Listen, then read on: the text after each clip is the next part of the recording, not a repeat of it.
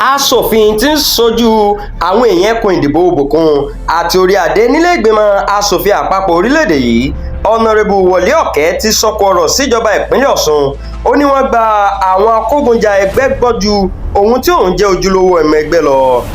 Wọle Ọkẹ ọmọ ẹgbẹ́ òṣèlú PDP ṣàlàyé pé onírúurú irọ́ bàtàbàtà làwọn tí kò mọ̀ nípa bí wọ́n ṣe ṣàgbéǹde ẹgbẹ́ náà lọ́sùn pamọ́ òun lọ́dọ̀ ìjọba tíjọba náà sì ń gbà wọ́n gbọ́ láì ṣèwádìí.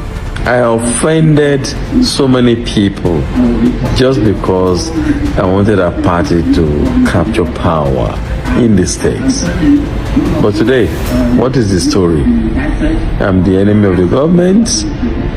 I'm the enemy of the party. I doubt that. Osun defender fi tó yín létí nípa bí ìbáṣepọ̀ àárín Wọle Ọkẹ àti gómìnà Adeleke kò ṣe gún mọ́ tí àhesọ sì ń sọ pé gómìnà ti parí gbogbo ètò láti gba tíkẹ́ẹ̀tì ọwọ́ rẹ̀ fún amòfin Pẹ̀lúmi Ọlájẹ́ngbésì. Nínú fídíò oníṣẹ́jú mẹ́ta kan tí Wọle Ọkẹ fi síta láìpẹ́ yìí, ó ní òun dúró ti ẹgbẹ́ òṣèlú PDP kódà lásìkò tí àwọn tí wọ́n ti di gómìnà àti sẹ́nítọ̀ sá lọ sínú ẹgbẹ́ òṣèlú mìíràn. Kò sì sí ìdí tí ẹ̀gúsí òun ò fi gbọ́dọ̀ di nǹkan àìjírí báyìí. Lẹ́yìn tó lo oṣù mẹrin lọ́gbà ẹ̀wọ̀n, adájọ́ tú Alábí Quadri sílẹ̀. Ó ní kò mọ nǹkan kan nípa ẹ̀sùn tí wọ́n fi kàn án. Ǹjẹ́ ẹ rántí ọmọdékùnrin tó dúró níwájú mọ́tò Peter Obi tó jẹ́ olùdíje fúnpò ààrẹ orílẹ̀-èdè yìí lábẹ́ ẹgbẹ́ òṣèlú Labour Party lásìkò ìpolongo ìbò lọ́dún 2023? Alábí Quadri ó ti gba ìtúsílẹ̀ lọ́gbà ẹ̀wọ̀n báyìí o.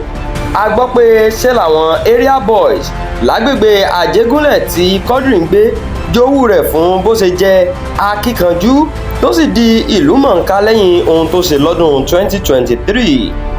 Ìdí nìyẹn gẹ́gẹ́ bí Osun defender ṣe gbọ́ tí wọ́n fi purọ́ mọ́ lásìkò tó ń bọ̀ láti ibiṣẹ́ lóṣù kínní ọdún yìí tí wọ́n sì fa òun àtàwọn mẹ́rin mìíràn lé àwọn ọlọ́pàá lọ́wọ́ pé wọ́n jalè pẹ̀lú àdá tí wọ́n sì jí owó tó dín díẹ̀ ní ẹgbẹ̀rún lọ́nà ẹgbẹ̀ta náírà pẹ̀lú fóònù mẹ́rin.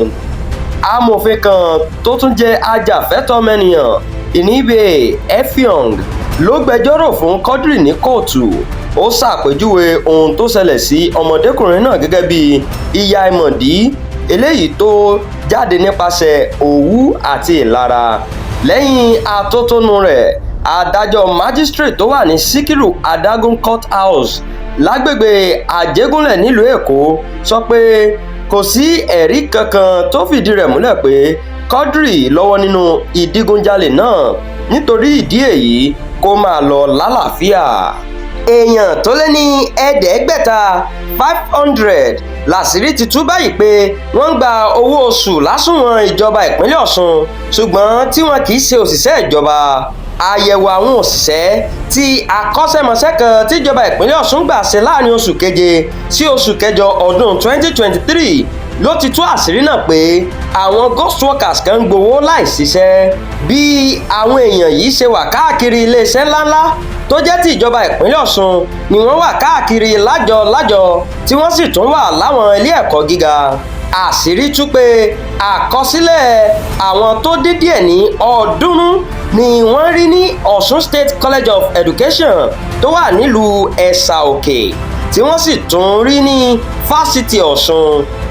Àmọ́ ṣá, alága ẹgbẹ́ àwọn òṣìṣẹ́ lọ́ṣun Comrade Arápásòpó ti sọ pé irọ́ tó jìnnà sóòótọ́ ni àbájáde ìwádìí yìí jẹ́.